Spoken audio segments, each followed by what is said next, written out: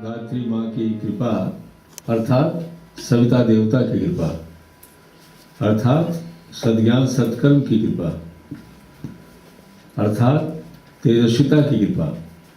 गायत्री माता तो केवल एक प्रतीक रूप में बनाई गई जो पूरी भारतीय संस्कृति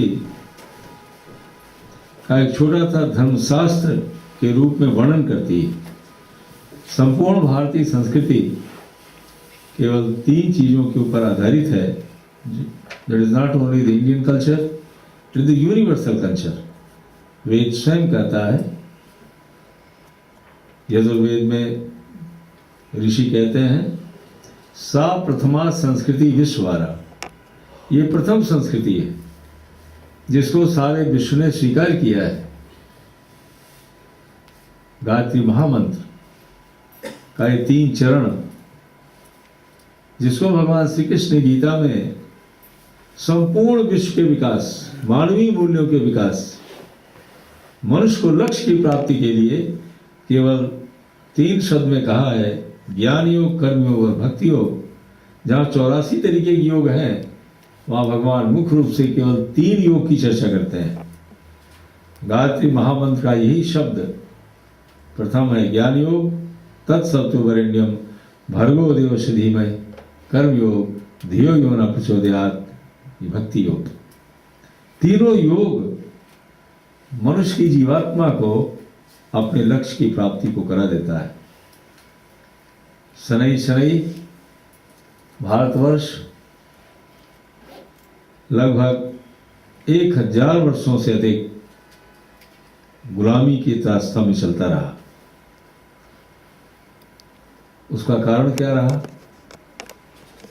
कहीं न कहीं कोई विकृति पैदा हुई मानवीय मूल्यों में, मानवीय विचारों में। उससे व्यक्ति की संकल्प शक्ति अपने आप में कम हुई, और जब संकल्प शक्ति उसकी कम हुई, फिर दानवीय शक्तियां श्रेष्ठ शक्ति के कम होते ही उसके ऊपर हावी हो जाया करती हैं। और वही हमेशा से हुआ, क्योंकि भारतवर्ष धन के क्षेत्र में वो सोने की चिड़िया कहा जाता था, ज्ञान के क्षेत्र में वो जगत गुरु कहा जाता था, और शासन के विचारों के रूप में चक्रवर्ती शासक कहा जाता था।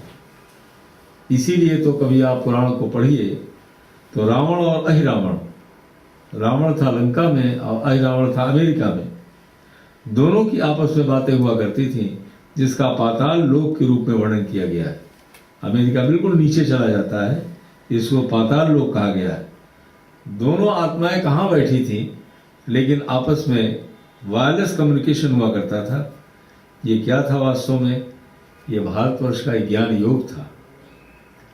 लेकिन धीरे धीरे धीरे जब उसमें गिरावट आई, तो किस स्थिति को जब देश पहुंचने लगा, हो सकता है कि परमात्मा की इच्छा ही रही हो।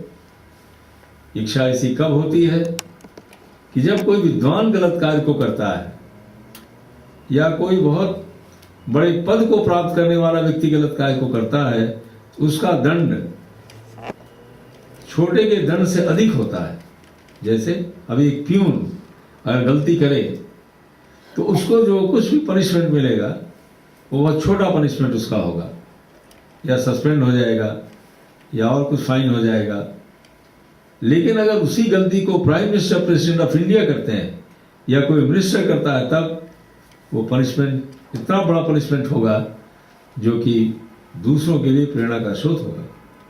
ये परमात्मा की कर्मफल की व्यवस्था है। ये भारत ऐसा जगतगुरु देश, जगतगुरु कौन होता है? अपने ज्ञान से होता है। तो भारतीय संस्कृति क्या विशेषता है? उसकी केवल 3 विशेषता ऐसी है जिसको सारे विश्व ने स्वीकार किया। पहला, आत्मोत्सर्गभूतेषु, हम सब एक हैं। ये दुनिया में कोई नहीं कहता कि आत्मोत्सर्गभूतेषु। ये ऋषि कहते हैं वेद के माध्यम से, आत्मोत्सर्गभूतेषु। फिर वो क्या कहते हैं? सारी दुनिया तो हमारी, वसुधैव कुटुंबकम, सारा वसुधि ये हमारा घर है। इसलिए हजारों साल पहले वर्णन क्या आया है? सप्तलोका वसुंधरा। जब मालूम भी नहीं लोगों का था कि दे आर 7 सबकॉन्टिनेंट्स, उस समय का वर्णन है। सप्तलोका वसुंधरा, इस पृथ्वी पर ऐसे ऐसे लोग हैं और इतने लोगों में ये कार्य हो रहा है, लेकिन सब हमारी ही हो, इसी को ज्ञान कहते हैं। तीसरी क्या मान्यता भारतीय ऋषियों की रही है कि परमात्मा तो केवल एक है, नदियां अनेक हैं, आप किसी भी रास्ते से चल करके उस सत्य को प्राप्त कर सकते हैं। इसमें लड़ाई क्या है, इसमें परेशानी क्या है? जब एक ही जगह पहुंचना है तो रास्ते को लेकर के चल रहा है तो चलने दीजिए।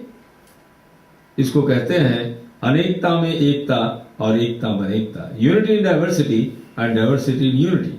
This the basic concept of the Indian culture.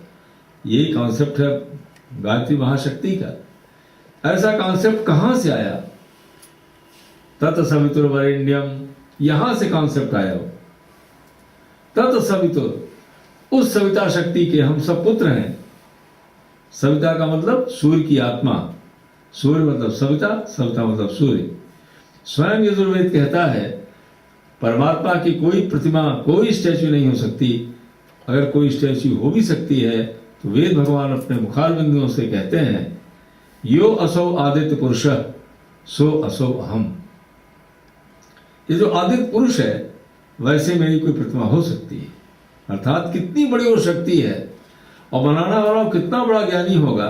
एक स्टार को उतने इतनी एग्जैक्ट कैलकुलेशन पर बनाया, उसी के माध्यम से अपना प्राण, अपनी लाइफ, अपनी एनर्जी, अपना मोटिवेशन सारी ईच एंड एवरी एटम को दे रहा है। ये कौन है? ये गायत्री महामंत्र का प्रथम चरण तत्सवितुर्वरेण्यम। ये शब्द, ये ऋषियों को अंदर ये ज्ञान था उनको, उसी सूर्य के सपुत्र हैं। इसीलिए उन्होंने क्या कहा? आत्मा सर्वभूतेश, हमारी आत्मा और आपकी आत्मा एक है। कोई मतलब नहीं आप कहां पैदा हुए, कहीं भी आप पैदा हुए। इसीलिए भारतीय ऋषियों ने कहा सर्वे भवन सुखिनः सर्वे सन्तु निरामयाः सर्वे भद्राणि पश्यन्तु मा कश्चित् दुःखमाप्नुयात्। मा कश्चित्, none be subject of misery, none be subject of misery. Doesn't matter he is an animal or he is a plant or he is an insect or he is a human being. ये philosophy यहीं से आई। एक पिता के पुत्र हैं। इसीलिए इस अंतरराष्ट्रीय गायत्री परिवार के निर्माता, युग दृष्टा, वेदमूर्त पुरुष पंडित श्याम शर्माचार्य जी, जिनको हम आप परम पूज्य गुरुदेव के नाम से कहते हैं, जिन्होंने इतने लंबे समय तक बापूजी के साथ चलकर देश को स्वतंत्र कराने में अपनी भूमिका को निभाया। उन्होंने कौन सा नारा दिया जिसमें उन्होंने गायत्री परिवार बनाया? मानव मात्र एक समान और एक पिता की सब संतान। मानव मात्र एक समान, एक पिता की सब संतान।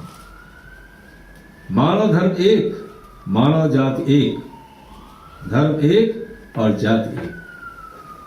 धर्म कहते हैं श्रेष्ठता और एक्सीलेंसी को, पंथ को धर्म नहीं कहते। जिस तरीके से हम काम करते हैं इसको ट्रेडिशन कहते हैं। धर्म केवल एक ही है, वो है श्रेष्ठता, एक्सीलेंसी। जहां एक्सीलेंसी है उसी का नाम धर्म है। उसी श्रेष्ठता को हम अलग अलग तरीके से पालन कर सकते हैं। आप साउथ में देखते हैं कि लोग केवल लुंगी पहन करके और केले के पत्ते के ऊपर भोजन देते हैं। किसके लिए? केवल पवित्रता को कायम करने के लिए, अपनी भावनाओं का प्रदर्शन करने के लिए। और वही आप नॉर्थ में चले आइए तो धोती पहनते हैं और थाली को खूब साफ करके और मांज करके और मिट्टी के बर्तन पहले भोजन देते थे। भावना केवल एक, प्योरिटी बनी रहे, गंदगी इसमें ना आए और रिस्पेक्ट, सम्मान बना रहे। बस एक भावना अलग अलग तरीके से चल रही है लेकिन भावना एक है। भारतवर्ष हमेशा इसी भावनाओं को देखता रहा। लेकिन जब देश इतने दिन गुलाम रहा, तब जब परमात्मा इतना बड़ा दंड क्यों दिया? मनीषियों ने लिखा है इस देश को इतना बड़ा दंड केवल इसीलिए दिया उस बनाने वाले ने कि तुम इतने महान ज्ञानी हो करके और अंधकार में जब डूब गए हो तो तुमको जरूर उस दंड को लेना चाहिए।